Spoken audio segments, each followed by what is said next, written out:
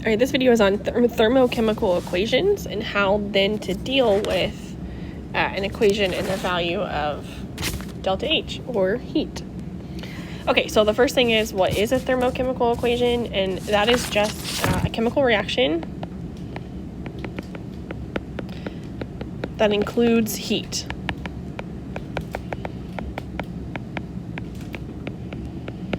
So, for example, if we have an equation like this, which is a combustion reaction, so it shouldn't surprise us that this is going to be an exothermic reaction. And I could turn this into a thermochemical equation just by putting a delta H and then the value for heat. So this is a number that you would have to look up, and it is negative 890 kilojoules. The negative shows us that it's exothermic, and putting this value of delta H into this equation turns it into a thermochemical equation. Okay, so that's the first piece of information in this lesson. The second one is that we can actually include heat in the reaction as a reactant or a product, depending on if the reaction is endo or exothermic. So we'll do two examples for this.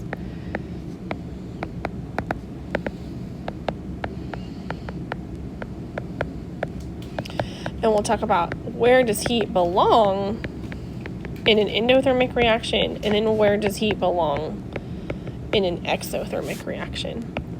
Okay, so if I have these examples of just talking about reactants going to make products, in an endothermic reaction, heat is required or absorbed, and so we could view heat as a reactant, whereas the opposite is true in an exothermic reaction, that heat is released, and so we can view heat as a product. Notice they're like reverse situations of each other, because that is what endo and exothermic reactions are. So we could take this reaction that we just talked about a second ago and write it in a different way with this idea of heat being a reactant or a product. So we said this was an exothermic reaction, and so heat would be a product for us, and we know that it's negative 890 kilojoules, and so I can just include that value of heat on my product side, and this tells me that this reaction is exothermic. I always have students who at some point will say, but you forgot the negative sign. Okay, actually I did not forget the negative sign. The heat being on the product side tells me that it's exothermic. If this reaction were endothermic, which it's not, the 890 kilojoules would be added to the reactant side, and that is what would tell me that it was endothermic. So that's a second way we can make an equation, a thermochemical equation, by putting heat as either a reactant or a product based on if it's endo or exothermic. Okay, so this is a thermochemical equation, but then so is this. Okay, so that's the first discussion. The second discussion then is, okay, so what if I have, I'll do a new equation here. What if I have this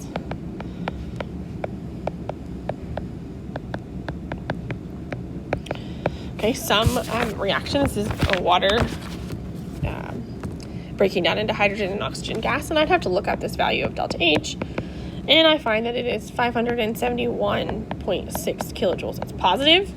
That tells me this is an endothermic reaction. So the first thing, let's talk about this. Let's talk about, what if I flipped this reaction? So you can see that this reaction is this reaction, just written in the reverse way. So our question now is, what would delta H be for this reaction?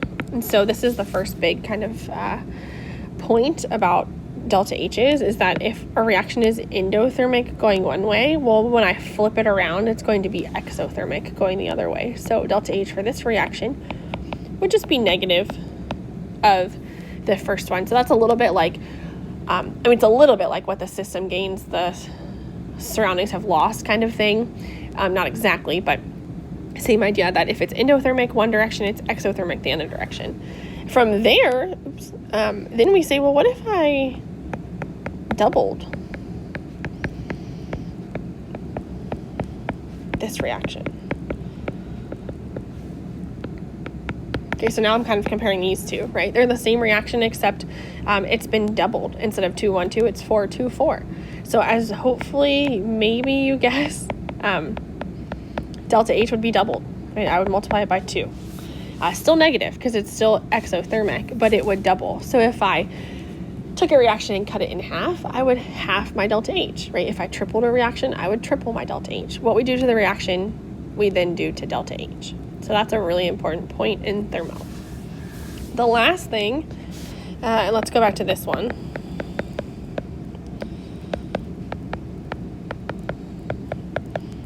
Where we know delta H, because we had it before. And this is really important, okay? So delta H for this reaction, remember reaction is Rxn, is only negative 890 kilojoules when 1 mole of CH4 reacts with 2 moles of O2 to make 1 mole of CO2 and 2 moles of H2O. So we're talking about the coefficients. All right, this value of delta H is dependent upon how much of each substance we have. And so this reaction only releases 890 kilojoules if I have 1 mole of this, 2 moles of this, 1 mole of this, and 2 moles of this. So now the discussion becomes, well, what happens if I don't have those situations? So we'll do 2 practice and have this discussion. So let's say calculate delta H if, 250 grams of CH4 reacts. Okay, so again, we're going to go up to this equation and we're going to say, what do I know? Okay, I know delta H is negative 890 kilojoules when I have 1 mole of CH4.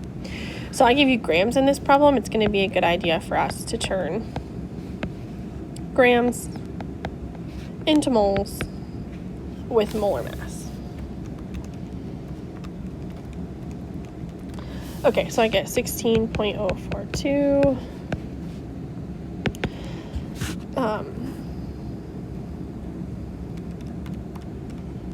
Okay, so I get something like 15.58 moles of CH4.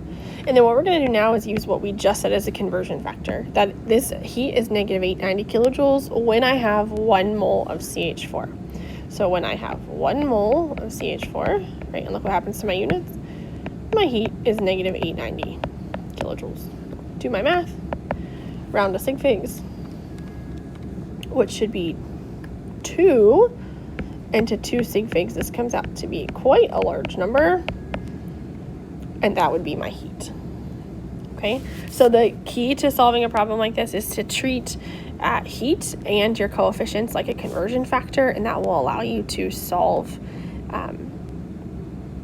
this problem. Okay, let's do one more. Let's calculate delta H if 35 grams of O2 reacts.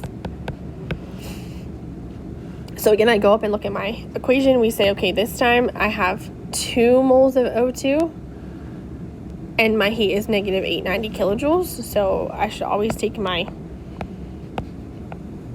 grams and change to moles. And this time I'm just going to do it all in one problem. And so now we're going to say, okay, let's do this ratio. Again, for every 2 moles of O2, my delta H is this. So this time it looks slightly different. For every 2 moles of O2, delta H is negative 890. Notice my moles cancel. The only thing that I'm left with is kilojoules, which makes sense for us since we're looking for a heat. And being careful with my math and rounding to sig figs. Don't forget that this is a 2 and not a 1. My number comes out to be negative 490